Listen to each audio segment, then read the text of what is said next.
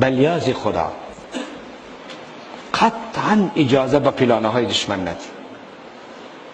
تو تاجیک هستی و تو پشتون هستی و تو ازبک هستی و تو چی هستی، پشتو زبانی خودت است.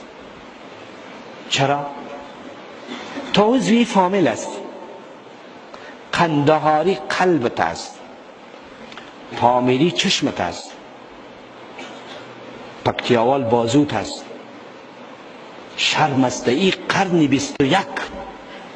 تمام اروپایی ها زیر یک شعار منافع اقتصادی، زیر یک پرچم جمع شدن.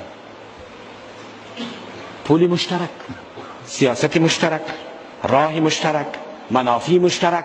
حتی پاسپورتی وجود ندارد در مابین کشورهایی که اعضا هستند در اتحادیه اروپا. تو مسلمان، افغان، به اصطلاح نجاتت آریایی، در یک خانه زندگی میکنیم. این رأی خداست که مردم به کره مریخ فعلا در صدد تسخیر مریخ هست. تو هنوزم از پشتو، ازبکی و از قوم و از منطقه و از سمت گپ میزنی. اجازه نتین به دشمنا، قطعا اجازه نتین. در این اواخر پاهنتون نباشد، دانشگاه باشد. ببینیم حربه دشمنه، ببین لچی ما را مصروف میسازن از برای خدا و قرآن. از این فکر نمی شود که از این پوهنتون چی فارغ شود تا از دین و ثقافت و فرهنگ و من با خودت دور نگاه کنه. متوجه باش در چی چیز مصروف من می سازن. به کلمه پوهنزی و دانشگاه. عقل سیکن و عقل ما و خودتم چرای طور شود چرای طور نشود. از احساسات و احساسات نامش غیرت منده ما و خودت. جعل نامش قهرمان، ملت قهرمان افغانستان. ما به این کلمه مخالف است.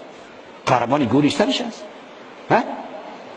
ژاپن به افغانستان یک استقلال خود گرفت. امروز ژاپن به کجا رسید؟ و ما هنوزم گدایگر، ذلیل، در بدر، محتاج، خاک بسر. من همیشه مثال میتونم، یک مثل یک تابوتی است که مردم بالاش تجارت میکنن. تابوت بالا میکنه، یک چند نفر یک چند قدم که بر خلق خدای دو پاره چنده وکای چی دغه مری خخ کو. یا خدا جیبایش که پر کرد، باز یک چند نفر میام رزه چی استاسو نمبر میکنه واخلی باز وا بالا میکنن.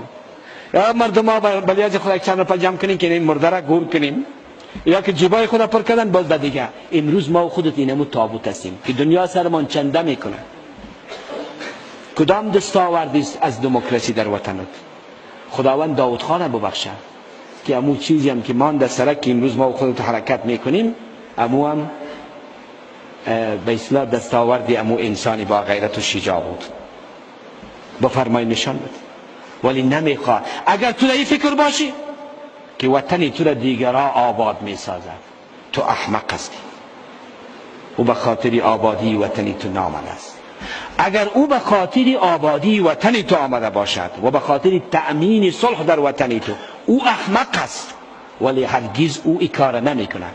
کسی که منافع ملی خود فدای منافع ملی دیگران می کند، او خائن است. او هرگز منافع خود فدای منافع ما و خودت نمی کند. یگان وقت میگن که صلح در افغانستان، در افغانستان صلح و آرامی باعثی آرامی در منطقه است. یگان تا از ما و شما هم داریم یگان بسغواکی محلل سیاسی، باز دبری چیز تلویزیون در در صفحه نوشته میشه کارشناس سیاسی. این کارشناس یگان تش تفسیر میکنند آرامی در افغانستان، صلح در افغانستان باعث آرامی در کل منطقه است. بد کرده آرامی در افغانستان چی معنی؟ ما باید از خود تکنولوژی داشته باشم، از خود قوه مسلحه قوی داشته باشم، از خود کارخانه داشته باشم، از خود دواسازی داشته باشم، از خود شفاخانه پیشرفته داشته باشم، از خود پوهنتون پیشرفته داشته باشم، از خود برق داشته باشم، از خود راه داشته باشم، از خود زراعت قوی داشته باشم، پشتیبانی اقتصادی قوی داشته باشم، روابط بین المللی و سیاست مستقل داشته باشم. در صورتی که ای باشه تو نان پوسیدگی تا از راه ترکم به ما روان میکنی، میگه فار اونلی افغانستان. چی میگه؟ اونلی فار افغانستان یا فار اکسپورت. در پاکستان کسی از این دوای استعمال نکنه که تحفه به افغانستان است.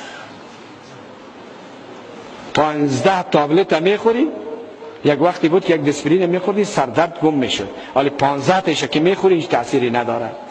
چرا؟ مواد اصلا در وجود نداره. ما وقتی که از خود دواسازی داشته باشم، شیری اکسپایر شدگی تسری ما میتونی که تو چند تجارت بکنی. بناهن صلح در افغانستان به منفعت افغان هاست و بس. آبادی در افغانستان فقط به منفعت افغان هاست. این کلمه را باید در ذهن ما جای